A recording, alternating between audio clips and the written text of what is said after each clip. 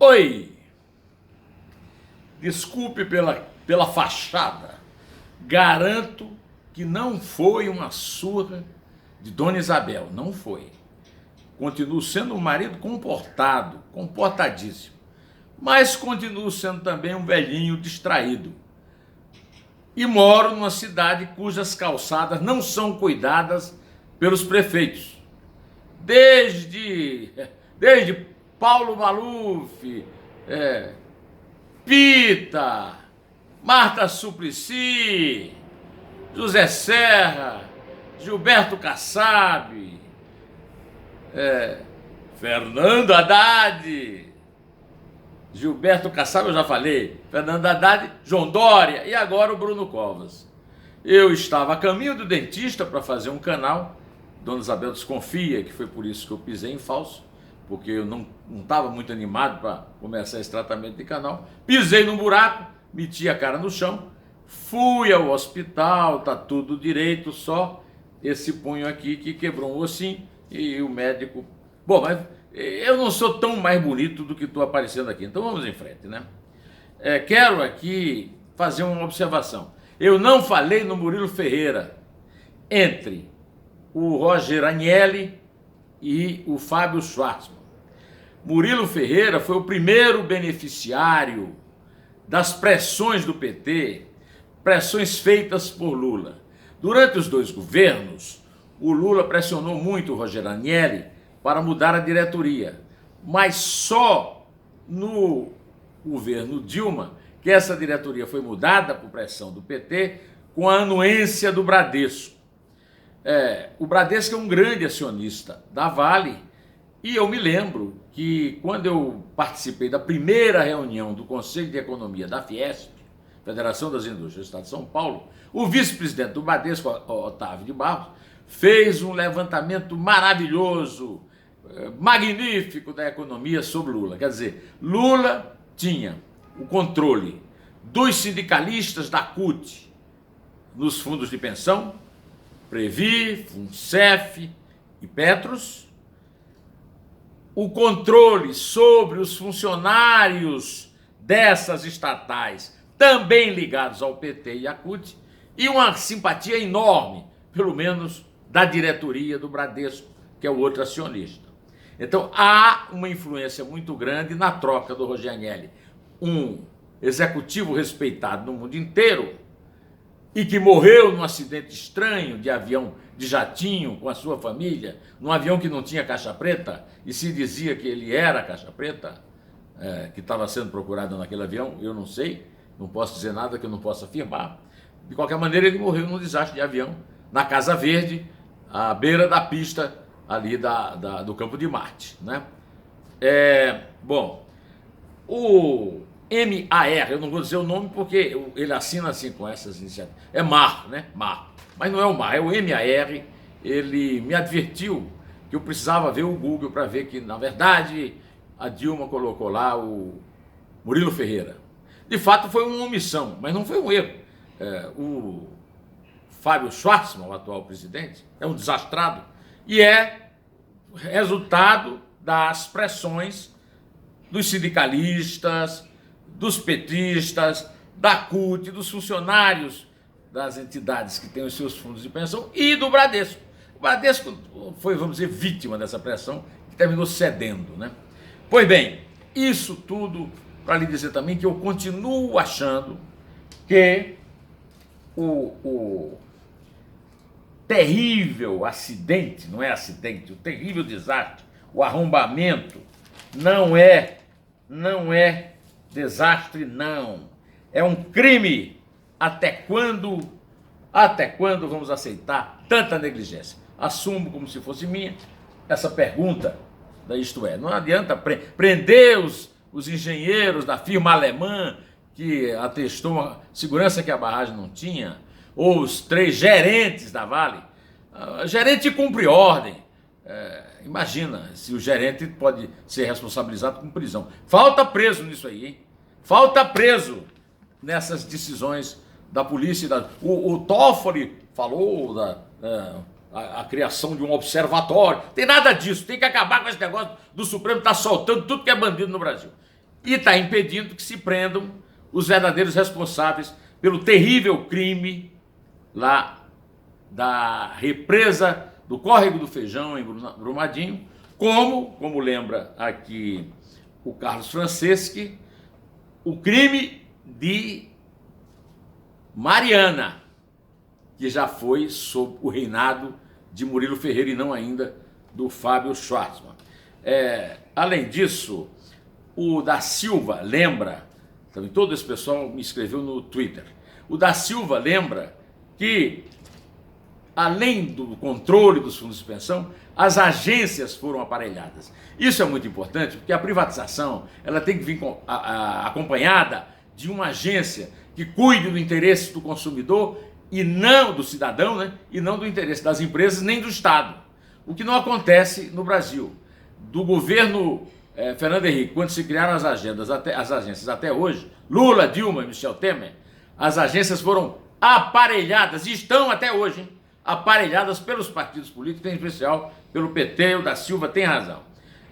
Além disso, eu vi também recados do Pedro Bergamo, da Mariluce, do Carlos Franceschi e do Rogério Brandão. Rogério Brandão é amigo de um querido amigo meu, que infelizmente não está mais entre nós, o Moacir Japiaçu, o Japio, considerado grande jornalista, meu mestre, e que tinha uma coluna na televisão chamada Jornal dos Jornais, e o Rogério Brandão era um dos seus produtores. Também o Jean Morrone. Pois bem, então está devidamente esclarecido o caso da Vale. O PT tem uma grande influência na administração, desde o Murilo Ferreira, aliás, desde o próprio Rogério Agnelli, que era presidente, mas obedecia os ditames dos sindicalistas, dos funcionários das estatais e do Bradesco, que controlavam o comando acionário disso aí. Bom, eu quero dizer que fiquei muito comovido agora vendo um vídeo espetacular que mostra o mar de lama tomando conta de tudo, correndo atrás das pessoas e as executando friamente, né? Friamente. Quando você vê um vídeo desse, a ideia que você tem, como é a minha, por exemplo, é que o autor disso aí, os autores disso aí, têm que ser punidos com prisão, sim. Repito, isto é, crime contra a humanidade. Bom, ontem eu não comentei, mas eu quero comentar aqui o episódio da Dusty, a ruivinha da Passadena. O Brasil, a Petrobras, mais especificamente, gastou $1 bilhão e 200 milhões para ficar com o controle dela e acaba de vender por 550 milhões a Chevron. Aí você vai dizer, essa gestão da Petrobras está destruindo o patrimônio nacional. Não, pegou bastante dinheiro, o que não podia ter gastado tanto. E quero lembrar que a Dusty é a grande responsável pelo sincericídio de dona Dilma Rousseff, porque o Estadão publicou uma denúncia sobre a compra de Passadina, né, da Astra Oil belga, e ela fez uma nota responsabilizando o Nestor Severo, né, hoje cumprindo pena, né? Pois bem, é o começo da Lava Jato, tá certo? Agora vamos aos assuntos relativos ao governo Bolsonaro. O primeiro assunto é o filho, Flávio, o 01, não é isso? 01, Flávio Bolsonaro, deputado estadual da Alerj, senador eleito do Rio, acaba de ter uma derrota grande. Eu avisei, eu não gosto de dizer essas coisas, mas eu avisei. É muito risco recorrer ao Supremo, porque o Supremo tem uma composição bastante favorável aos presidentes que indicaram os ministros, inclusive o presidente Renan Calheiros, que disputa a presidência do Senado. Quando eu gravei esse vídeo não houve ainda o resultado, então são 3 e pouco, e a eleição começa às 6, e deve durar muito, porque tem muita polêmica e muita pendenga. Então, espere minha opinião sobre o Renan para amanhã. Só que, agora eu já posso lhe dizer o seguinte, é um risco muito grande, o Renan, todos os ministros que foram indicados pelo PT, ou apaniguados, e são muitos, eles passaram pelo crivo do Renan na sabatina. E tem alguns têm até dívida de gratidão com Lula, com Dilma e com Temer.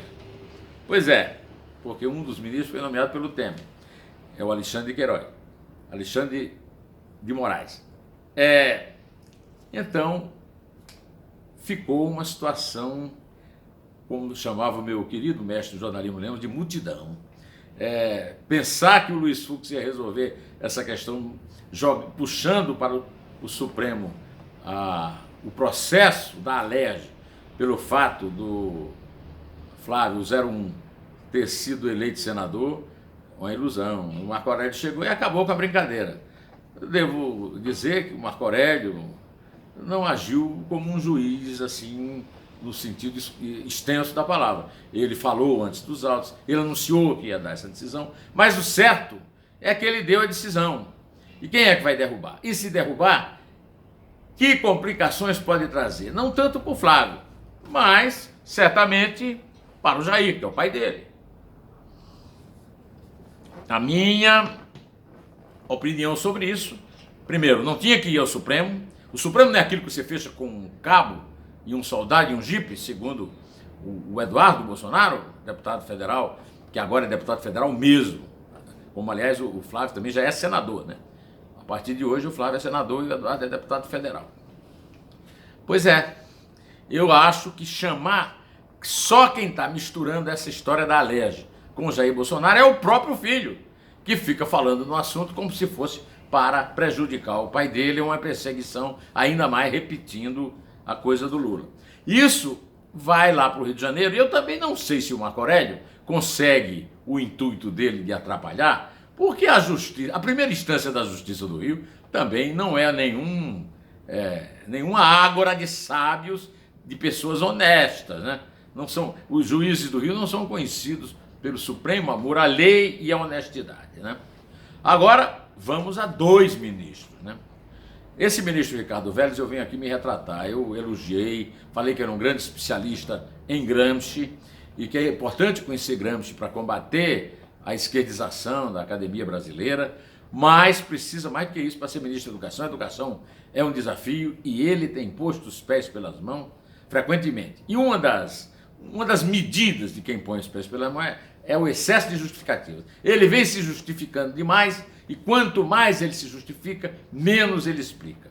Em todos os episódios, que eu não tenho tempo porque está recorrendo quais, mas vou recorrer a esse especificamente. Isso aqui é a Veja de hoje, está circulando nas bancas. Não, a Veja, isso não vale nada. Bom, a Veja traz uma entrevista de Páginas Amarelas com o Ricardo Vélez Rodrigues, que eu gosto de chamar de Vélez Sarsfield, que é aquele time da Argentina em que atuava aquele goleiro paraguaio chato para burro, o Chilavert. Lembra do Chilavert? Pois então, faxina ideológica. O ministro da Educação disse que o sistema de cotas deve acabar em poucos anos, defende a volta da educação de moral e cívica e a cobrança de mensalidade pelas universidades brasileiras. Isso aqui não é nada. Para mim, isso aqui não é nada. Fogo é ele, diz, para justificar a educação moral e cívica, até agora não entendi qual é a relação. Ele disse que o brasileiro é um canibal quando viaja para o exterior, porque rouba tudo dos hotéis e dos aviões. Em primeiro lugar, ele está nos chamando de selvagem. Tem dois brasileiros aqui na sala, Isabel e eu. Nunca nós roubamos nada em lugar nenhum. E depois nós exigimos um certo cumprimento mais rigoroso da língua portuguesa, que não é a língua materna do Vélez Sarsfield, do Rodrigues, mas ele precisava falar para ser ministro da Educação, não é verdade? Canibal é o selvagem que devora a carne humana. Não tem nada a ver com quem rouba sabonete de hotel. Não conheço ninguém que tenha roubado sabonete para comer. E além disso, é uma opinião depreciativa para o brasileiro que viaja para o exterior. Quer dizer que nós somos todos selvagens, ô ministro? Ministro, é o seguinte, eu retiro o apoio que eu lhe dei, isso não pesa nada. Agora, se o Bolsonaro tiver isso aqui de juízo, vai te afastar logo. Porque eu vou lhe dizer, todo mundo que eu vi dando entrevista na estrutura do Ministério da Educação está abaixo da crítica em matéria de competência e de retórica. O outro caso é esse aqui. A Branca levou a Lulu. como uma criança indígena de uma aldeia no Xingu foi parar na casa da ministra Damares Alves. Na época. A época é da Globo, a Globo é lixo. Mas a ministra Damares Alves, ela disse que era mestra, igual a Dilma. A Dilma disse que era doutora sem ter feito doutorado, sem ter defendido tese. Ela agora está dizendo que é mestra. Não tem currículo Lattes. Quem não tem currículo Lattes não é mestre perante a lei, mas ela disse que é mestre pela palavra da Bíblia, porque o Jesus Cristo convocou, ela diz até qual é o versículo, eu não me lembro agora, mas o Jesus Cristo convocou os seus discípulos para serem eles também mestres. Quer dizer, ela se escolheu mestra pela palavra da Bíblia. Tá ruim porque a legislação não permite, assim, facilmente, a adoção de indígenas, como foi o caso dela. E agora, é claro, está todo mundo se aproveitando disso para dizer que ela sequestrou, que ela violou a lei penal no Brasil e tal, porque exige que você eduque a pessoa que você adotar na tribo, na cultura dela, falando a língua da tribo. Isso tudo é lana caprina, mas na exigência da lei. Ela é ministra dos direitos humanos, da família e também é ministra dos índios, né? Ministra dos direitos humanos, da família, dos índios e mais de uma porção de coisa. É um ministério, só pela extensão do nome, ridículo. Agora, seja um ministério ridículo ou não, a ministra tem que entrar na lei e tem que parar de produzir polêmica para o Bolsonaro. Que ideia infeliz foi de nomear essa ministra, presidente. Pelo amor de Deus, mas isso não sou eu que vou ficar aqui deblaterando, porque eu não tenho nenhuma influência sobre o governo nem o Estado brasileiro. Eu apenas me despeço de você, nesse calor infernal do verão paulistano, direto ao assunto, em pé, só a verdade nos salvará.